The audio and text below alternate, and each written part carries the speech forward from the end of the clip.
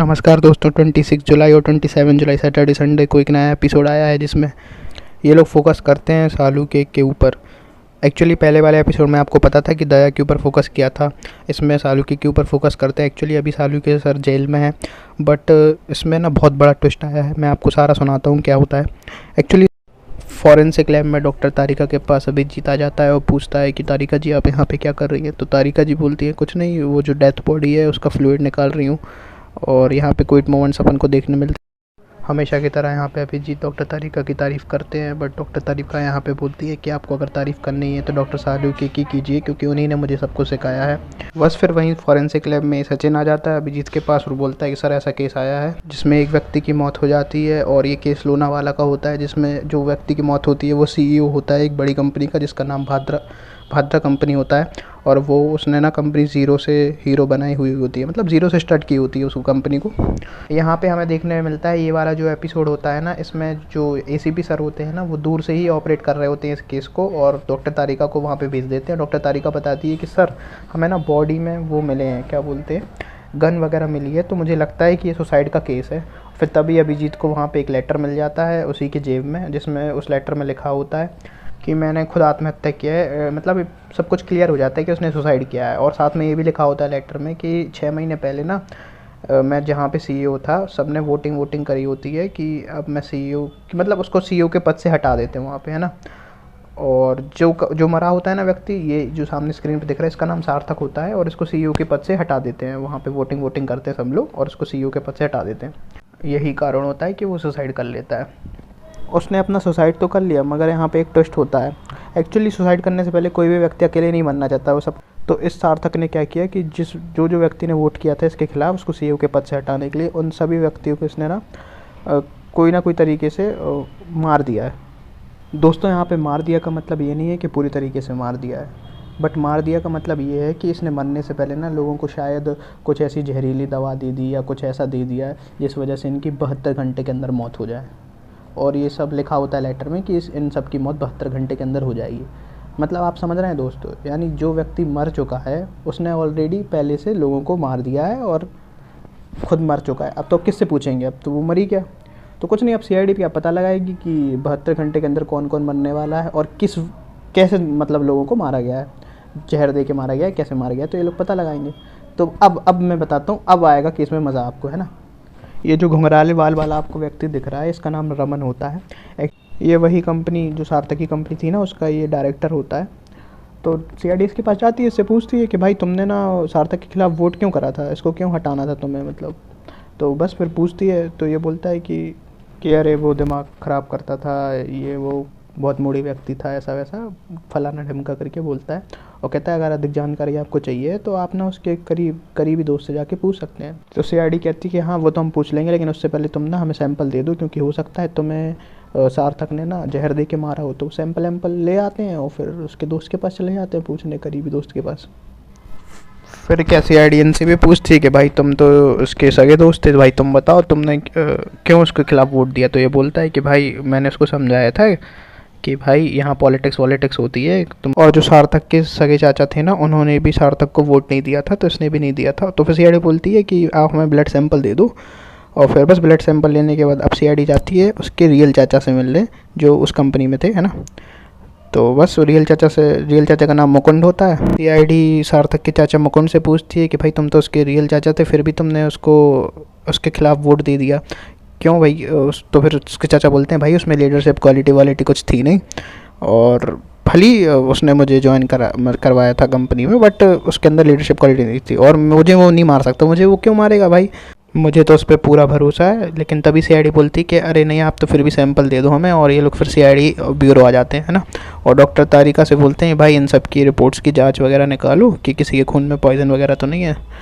तभी डॉक्टर तारिका ACP sir से बोलती कि सर ये तो अभी पॉसिबल नहीं है, डबल चेक करना, क्योंकि अभी तो मशीन बिज़ी है, तो अभी तो नहीं हो पाएगा। फिर एक सस्पेक्ट बची थी प्रांजलि, तो फिर उनसे जाके पूछते हैं कि भाई प्रांजलि तूने क्यों वोट दिया था उसके खिलाफ। तो जिसमें प्रांजलि बोलती है कि हाँ मैं 2 दिन पहले मिली थी सार्थक से, और मैंने उसके खिलाफ इसलिए वोट दिया था क्योंकि मैं उसकी भलाई चाहती थी, मतलब उसकी भलाई के लिए वोट दिया था। तो फिर इसका भी सैंपल वैम्पल लेते हैं ये लोग, तभी डॉक्टर गार्गी को कुछ ऐसा दिखता है, वो डॉक्टर तारिका से बताती है। फिर डॉक्टर तारिका यहाँ पे एसीपी को बताती है कि सर हमें तो जितने भी लोगों के सैंपल लिए हैं उसमें कोई पॉइज़न वगैरह तो हमें नहीं मिला है, लेकिन हाँ एक बहुत ख़तरनाक चीज़ मिली है। तो लोग पूछते हैं उससे क्या चीज़ मिली है, तो डॉक्टर तारिका बोलती है कि जो मुकुंद मतलब सार्थक के जो चाचा थे ना, उनकी बॉडी में कैंसर सेल मिला है।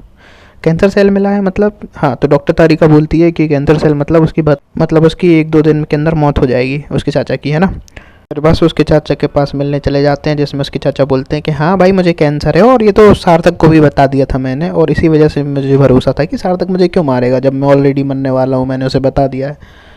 तो फिर उसके बाद और ये भी बोलता है उसका चाचा कि मैंने शुरू से उसको पाला है सार्थक को, क्योंकि उसके मम्मी पापा तो थे नहीं। फिर तभी ये लोग बोलते हैं सचिन फ़ोन रिकॉर्ड्स वगैरह चेक करो, और तभी पीछे से कुछ ऑफिसर्स बोलते हैं कि सर मुझे तो ये केस झूठा लग रहा है, ऐसा तो हो सकता है कि सार्थक ने अपन से शायद झूठ बोला हो, कोई भी झूठी कहानी बनी हो। फिर इसी भी कहता है नहीं नहीं ऐसा थोड़ी इतना बड़ा झूठ बोलेगा यार वो, है ना। कुल मिला के उसको फिर से पूछते हैं कि भाई यार पक्का ना कोई पॉइजन वगैरह तो नहीं मिला। बोलती है हाँ हाँ पक्का है सर, कोई पॉइजन वगैरह नहीं है, और बस वही है कैंसर सेल वगैरह मिले थे। अब ये केस इतना उछल जाता है, बहुत सीरियस डिस्कशन होता है अभिजीत का और एसीपी सर का कि सर ऐसा केस तो हमें पहली बार मिला है सर, कुछ समझ नहीं आ रहा है सर। मतलब खूनी ने मतलब मर चुका है ऑलरेडी, 72 घंटों के अंदर मर जाएंगे और भी सारे लोग, तो कुछ समझ नहीं आ रहा है सर, बहुत केस उलझ चुका है, क्या करें सर।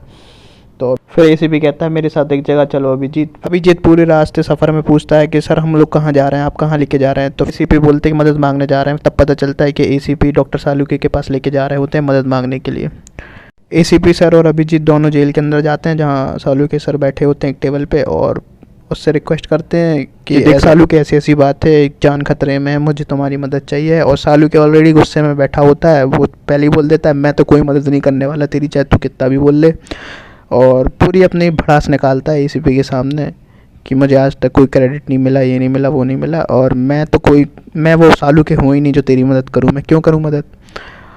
फिर भी सालुके सर को एक फ़ाइल देके जाता है एसीपी, और अभिजीत से बोलता है कि अभिजीत मुझे कैसे भी करके ये एसीपी चाहिए, इसको मनाओ, कुछ भी करके लेके आओ ब्यूरो। फिर इसके बाद हमें दिखाया जाता है कि सचिन लोग जाते हैं मन्नू के पास। मन्नू एक सर्वेंट था जो सार्थक के घर पे काम करता था, और बोलता है हाँ मैंने सार्थक सर को सुना था, फ़ोन कॉल पे किसी से बात कर रहे थे, किसी मन्नू को डांट रहे थे। फिर वो कहते हैं चलो सार्थक अपना मोबाइल दिखाओ, और देखते हैं कि मन्नू कौन है, उसके फ़ोन में देखते हैं तो पता चलता है। फिर मन्नू को ब्यूरो बुलाते हैं। तभी फिर उसके बाद हमें सीन देखने मिलता है डॉक्टर सालुके और अभिजीत का। अब यहाँ पे डॉक्टर सालुके अपनी भड़ास अभिजीत से निकालते हैं, अभिजीत तुम साले 3 महीने बाद मिलने आए हो मेरे से यहाँ पे, और मैं जाओ यार, मैं तो मदद नहीं करूँगा, और तुम जानते तो हो एसीपी कैसा है।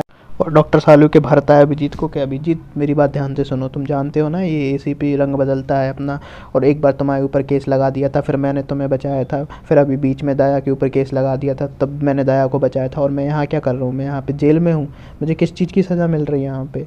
और फिर दोनों जन बैठ के डिस्कस करते हैं अभिजीत और सालुके, जिसमें मीठी मीठी बातें होती है कि सर आपको वो वाला केस याद है जिसे आपने इजीली सॉल्व कर दिया था, और हम लोग ऐसे ही फिर रहे थे, पता नहीं लगा पा रहे थे, फिर आप ही ने वो केस सॉल्व किया था, और फिर आपने एक लोनावाला वाला केस सॉल्व किया था जिसमें डॉक्टर तारिका जी छुट्टी पे चली गई थी, आप अकेले, मतलब आपने कितने सारे हमारे केस सॉल्व करे। ऐसा ऐसा मीठी मीठी बातें होती हैं जो अभिजीत कर रहा होता है डॉक्टर सालुके के लिए। सर आप तो ग्रेट हो, सर आप बेस्ट हो।